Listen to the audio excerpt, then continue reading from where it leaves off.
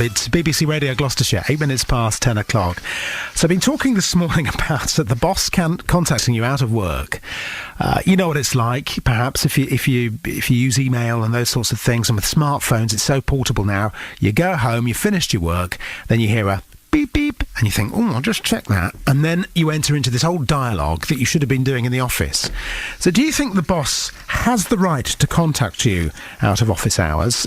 In France, they've been looking at this. They're very strict on working hours. In fact, it's in law that you can only do a 35-hour week.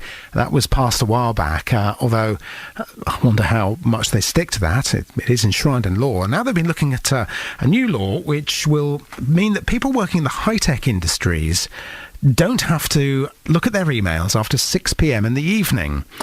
I think some of you listening now would think, cool, that would be nice, wouldn't it? Our Europe correspondent, Duncan Crawford, has been telling me more. You may leave work, get home, put your feet up, watch some TV, and then you start flicking through your mobile phone and you look at the emails and you start reading work emails. And what they're trying to do with this new agreement, it's for around 300,000 tech sector workers in France, is they're giving them this guarantee that they don't have to feel they have to check their work emails after 6 p.m. It only covers workers such as consultants who are already on flexible schedules. So this doesn't affect employees on fixed shifts, but it's going to give them this right to disconnect, to allow a so-called digital detox, to abstain from email, from internet, from Twitter, and not be bothered when they are at home. And it affects companies like Google, like Facebook, like Deloitte and others. And the companies themselves also need to make sure that the staff don't feel pressurised to check their emails when they are at home. I like this. Digital detox. It sounds good, doesn't it? We have high-tech industries, of course, in Gloucestershire. And let's talk to the boss of one of those companies, Managing Director of Neon Play, mobile games studio based in Cirencester. Good morning, Ollie. Hi, Chris. So, how guilty are you as boss or your team of sending emails off to staff after you've closed the office?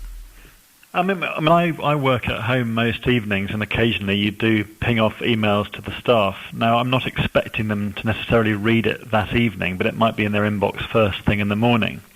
But I think we need to realise that, in the real competitive world, a 35-hour week doesn't work. Maybe that's why the French unemployment rate is now over 11%. Now's the time to be working hard and not slacking off.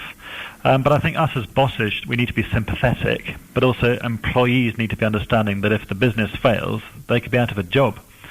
And working outside normal office hours, does happen in many industries, and the creative industries is one of the good example of that. So it does happen. Do you ever get into trouble yourself at home, though, for spending too much time checking those emails and pinging things off? Probably. But it's a terrible thing, and I do agree with the digital detox, but as a business owner, it's very hard. You can't just turn off. But I do try to stop myself checking emails the last thing before I go to bed, because then it's just another reason not to get to sleep. So I've tried to stop doing that now. And you've got family, so weekends. How do you make sure that you have periods of time where you're not glued to your phone? Well, there's time when you're with the kids and you need to just, not switch the phone off, but just not have it. But if I'm watching TV, I might have the laptop on my lap and just, do a little bit of work while they're watching X Factor or whatever. But you wouldn't expect your employees, would you, to check their emails after 6? What are they like as a group of people? Do you ever ask them about this? No, we wouldn't. My business partner, Mark, I might ping him emails and might want him to get back to me. We always say that if you're on holiday, you don't need to, but if it's really urgent, text me. Otherwise, I'll check the emails when I want to. But for instance, we have a 9 to 6 working day here, but in the last 2 weeks, our team has been working incredibly hard to hit a milestone.